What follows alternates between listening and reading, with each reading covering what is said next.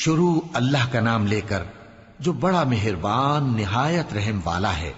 یاسین، قسم ہے قرآن کی جو حکمت سے بھرا ہوا ہے۔ اے محمد صلی اللہ علیہ وآلہ وسلم، بے شک تم پیغمبروں میں سے ہو، سیدھے رستے پر ہو۔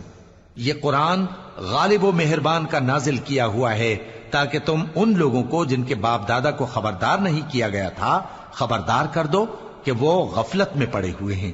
ان میں سے اکثر پر اللہ کی بات پوری ہو چکی ہے، سو وہ ایمان نہیں لائیں گے۔ ہم نے ان کی گردنوں میں طوق ڈال رکھے ہیں اور وہ ٹھوڑیوں تک پھنسے ہوئے ہیں، تو ان کی گردنیں اکڑی ہوئی ہیں، اور ہم نے ان کے آگے بھی دیوار بنا دی اور ان کے پیچھے بھی، پھر ان پر پردہ ڈال دیا تو یہ دیکھ نہیں سکتے۔ اور تم ان کو خبردار کرو یا نہ کرو، ان کے لیے برابر ہے، یہ ایمان نہیں لائیں گے۔ تم تو صرف اس شخص کو خبردار کر سکتے ہو جو اس نصیحت یعنی قرآن کی پیروی کرے اور رحمان سے غائبانہ ڈرے، سو اس کو مغفرت اور بڑے ثواب کی بشارت سنا دو۔ بے شک ہم مردوں کو زندہ کریں گے، اور جو کچھ وہ آگے بھیج چکے اور جو ان کے نشان پیچھے رہ گئے ہم ان کو قلم بند کر لیتے ہیں، اور ہر چیز کو ہم نے کتاب روشن یعنی لوح محفوظ میں لکھ رکھا ہے۔ اور ان سے گاؤں والوں کا قصہ بیان کرو جب ان کے پاس پیغمبر آئے، یعنی جب ہم نے ان کی طرف 2 پیغمبر بھیجے تو انہوں نے ان کو جھٹلایا، پھر ہم نے تیسرے سے تقویت دی تو انہوں نے کہا کہ ہم تمہاری طرف پیغمبر ہو کر آئے ہیں۔ وہ بولے کہ تم اور کچھ نہیں مگر ہماری طرح کے آدمی ہو، اور رحمان نے کوئی چیز بھی نازل نہیں کی، تم محض جھوٹ بولتے ہو۔ انہوں نے کہا کہ ہمارا پروردگار جانتا ہے کہ ہم تمہاری طرف پیغام دے کر بھیجے گئے ہیں، اور ہمارے ذمے تو صاف صاف پیغام پہنچا دینا ہے اور بس۔ وہ بولے کہ ہم تم کو اپنے لیے منحوس سمجھتے ہیں، اگر تم باز نہ آؤ گے تو ہم تمہیں سنسار کر دیں گے اور تم کو ہم سے دکھ دینے والا عذاب پہنچے گا۔ انہوں نے کہا کہ تمہاری نحوست تمہارے ساتھ ہے، کیا اس لیے کہ تم کو نصیحت کی گئی؟ نہیں، بلکہ تم ایسے لوگ ہو جو حد سے تجاوز کر گئے ہو۔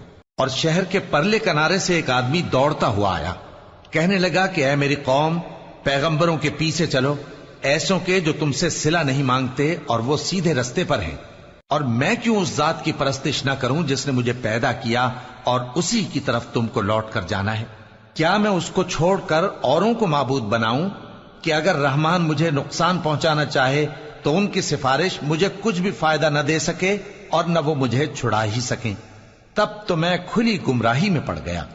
میں تو تمہارے پروردگار پر ایمان لایا ہوں، سو میری بات سن رکھو۔ حکم ہوا کہ بہشت میں داخل ہو جا۔ بولا کاش میری قوم کو پتا چل جائے کہ میرے رب نے مجھے بخش دیا اور مجھے عزت والوں میں شامل کیا، اور ہم نے اس کے بعد اس کی قوم پر کوئی لشکر نہیں اتارا اور نہ ہم اتارنے والے تھے۔ وہ تو صرف ایک چنگھاڑ تھی، سو وہ اس سے ناگہاں بجھ کر رہ گئے۔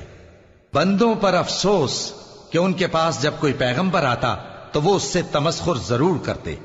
کیا انہوں نے نہیں دیکھا کہ ہم نے ان سے پہلے بہت سے لوگوں کو ہلاک کر دیا تھا؟